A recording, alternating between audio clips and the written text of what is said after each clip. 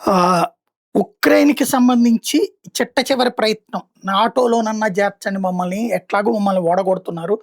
రష్యాకి ఆధిపత్యం ఇస్తున్నారు. మా డొనెట్స్క్‌ని ఆక్రమించుకున్నట్టు రష్యా 80% ఆక్రమించడం. మిగతా 20 కూడా మమ్మల్ని వదిలేయమంటున్నారు.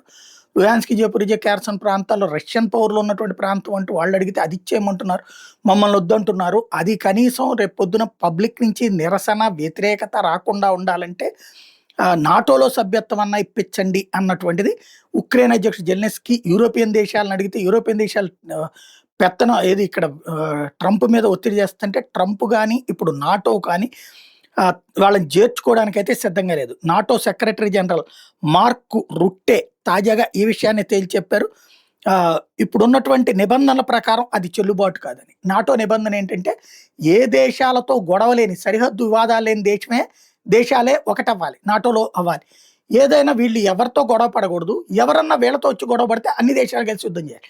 కానీ ఉక్రెయిన్ ఆల్రెడీ గొడవ పడి ఉన్నది. ఆల్రెడీ ఇప్పుడు గొడవలతో ఉంది.